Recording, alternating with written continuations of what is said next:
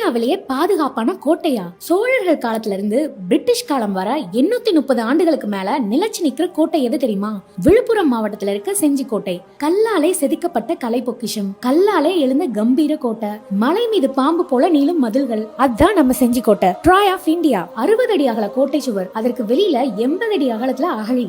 அகழினா என்னன்னு யோசிக்கிறீங்களா? கோட்டையை சுற்றிலும் ஆழமான குழியை வெட்டி அதில் நீரால் நிரப்பி முதலைகள், பாம்புகள் மற்றும் முட்களையும் நச்சுக்குடிகளையும் வளர்த்து பகைவர் அண்டாவண்ணம் அமைப்பதுதான் அகழி. சுற்றிலும் 4 மலைகள், மலைகளின் மீது பிரம்மாண்டமான மலைப்பாம்பு போல நீளும் கோட்டை சுவர், நடுவில் திறந்த வெளி, இதுதான் செஞ்சி.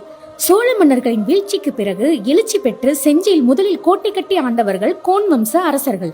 அதன் பிறகு விஜயநகர பேரரசு செஞ்சியை வெற்றி கொண்டது. 200 ஆண்டுகள் செஞ்சியை ஆண்டது.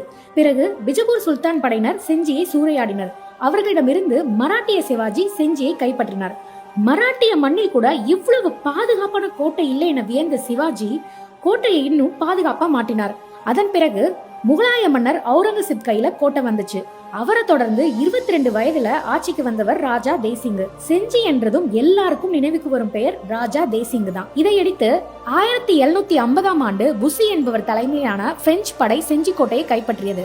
அவர்கள் கோட்டையில் பீரங்கிகளை நிறுவி துப்பாக்கியால் சுடும் கூண்டுகளை கட்டி பாதுகாப்பை இன்னும் பலப்படுத்தினார்கள். நம் முன்னோர்களின் பெருமிதமான சரித்திரத்தை நம் மனக்கணக்கில் நிறுத்தும் செஞ்சி கோட்டை தர்பார் மண்டபம், அந்தப்புறம், படைவீடுகள், யானை மண்டபம், குதிரை லாயங்கள், மாட மாளிகைகள், கோயில்கள், தானிய களஞ்சியங்கள், ஆலயங்கள், உடற்பயிற்சி கூடம், பீரங்கி மேடை, வெடிமருந்து கிடங்கு, தோரண வாயில்கள், காவல் அரண்கள், பாதாள சிறை, மதில் சிறவு, அகழி என சகல அம்சங்களுடன் வரலாற்றை சுமந்து நிற்கிறது. கட்டிடக்கலையில் சிறந்து விளங்கும் செஞ்சி கோட்டையை தற்போது யுனெஸ்கோ உலக புராதன சின்னமாக அறிவித்துள்ளது.